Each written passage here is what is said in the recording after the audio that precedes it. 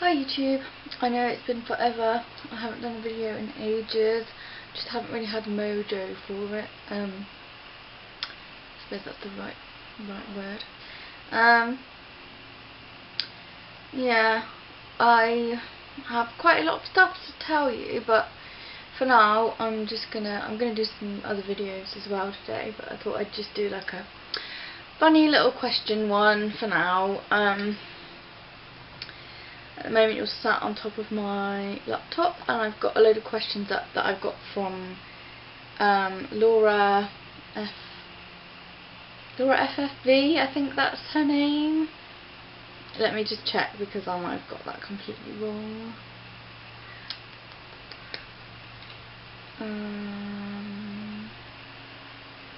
Laura AFV, yeah, on Tumblr, and she posted a video. She posted two videos, one with like 15 questions and one with 30, and I've just put them all together and made like a 45 questions thing. Move that a little bit. So I thought I'd do that for now, and then I'm going to do another video with some stuff about things that I've got at car boots and antique shops and makeup-y bits and goodness knows what. Okay, right, I'm going to start off. Number one, weird things you do when you're alone.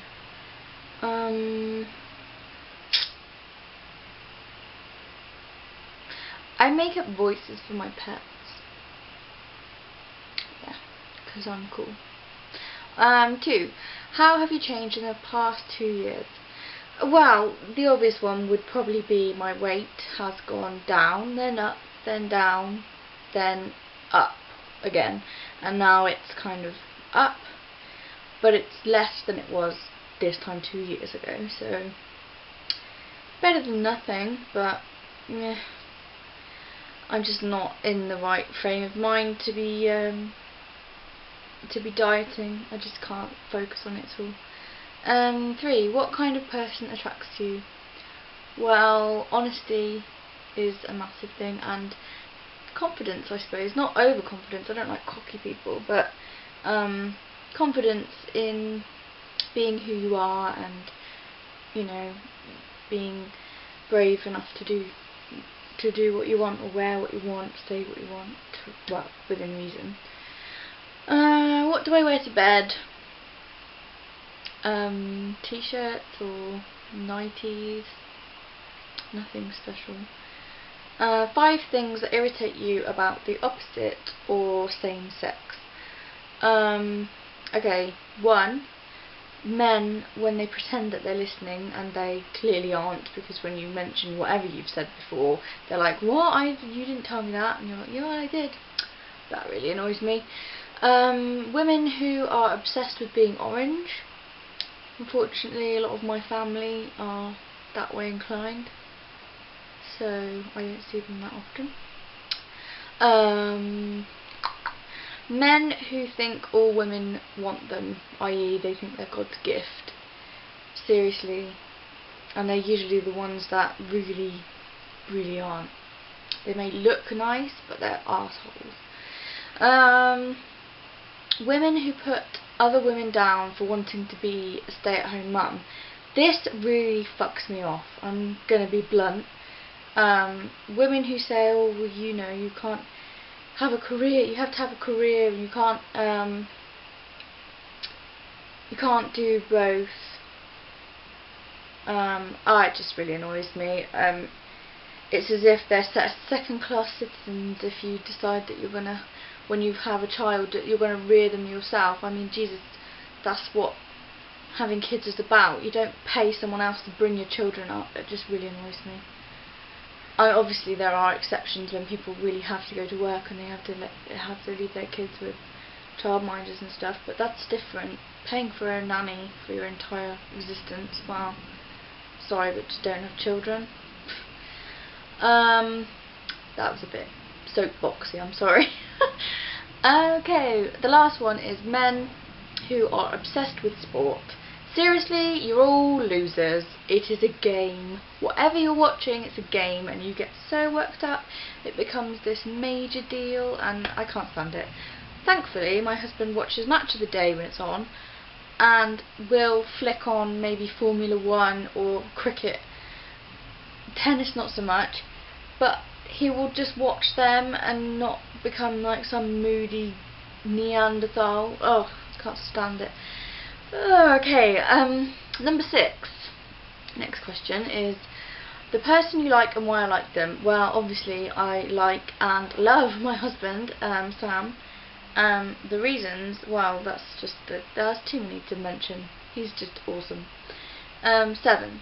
Your opinion on cheating people, as in people who cheat. This is a tricky one because I've had to deal with this with my husband way back, and the thing is, if I didn't know that he was the one, which I did, I would never have taken him back or anything like that. And the fact that I did, and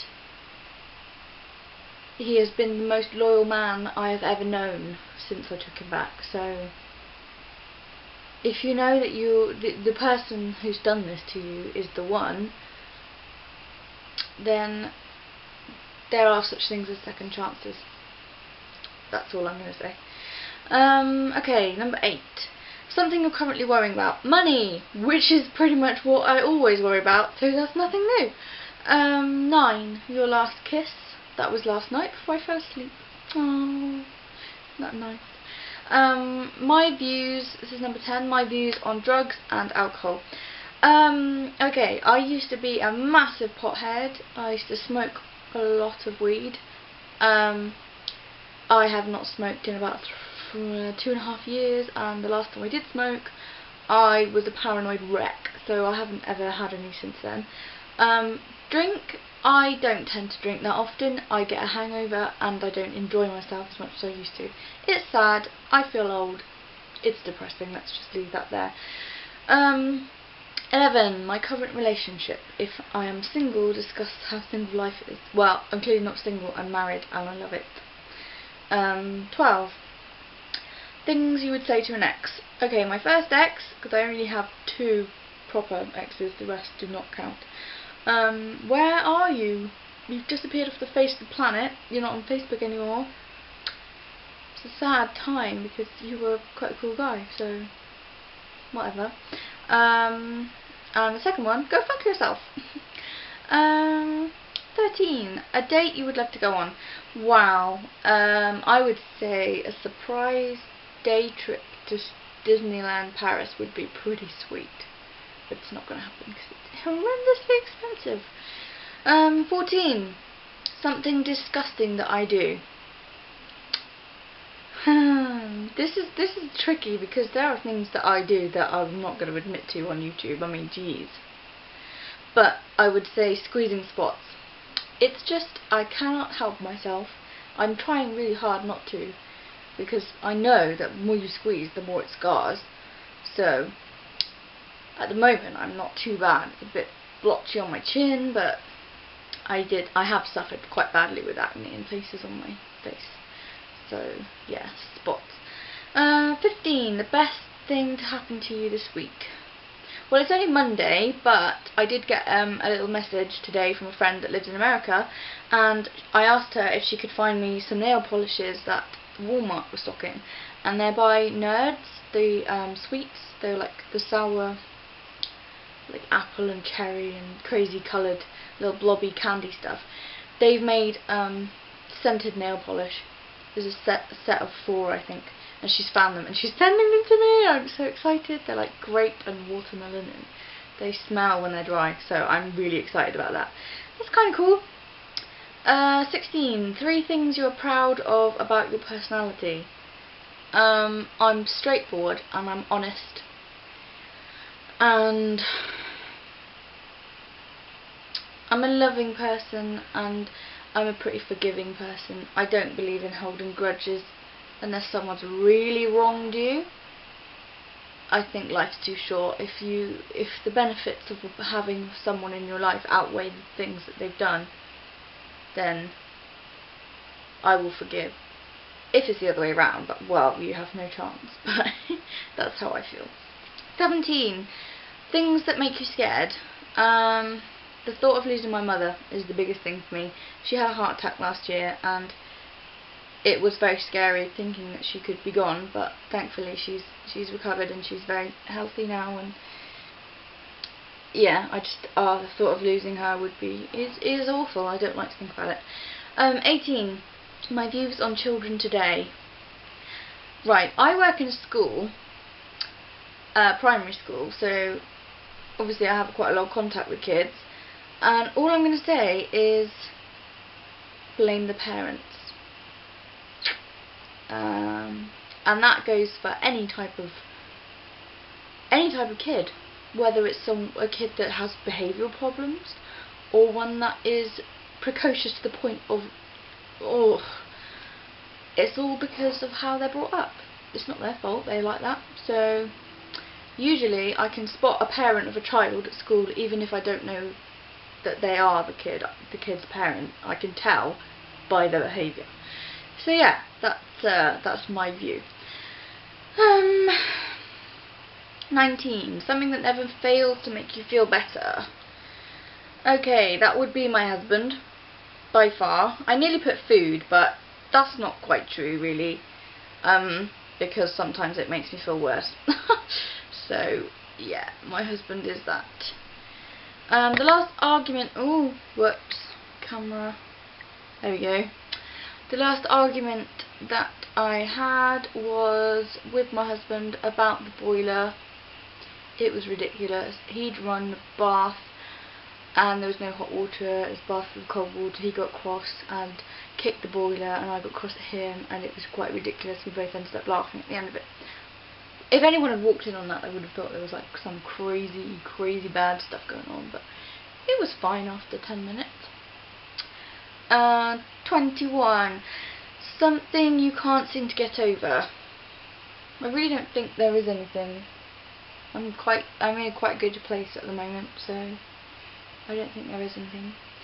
22. 10 things about you people don't really expect. Okay, I've written these down because I knew that I would be waffling otherwise. I can sing pretty well. I'm terrible with money.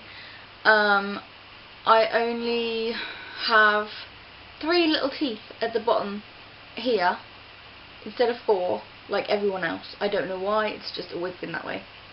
I get faint at the sight of a lot of blood, not like pinprick, but if I cut my finger open, ugh, the thought of it is just rank. I have a pretty bad temper sometimes, usually around the time of the month. I'm a bit of a beast. I'm crap at maths to a ridiculous degree. I'm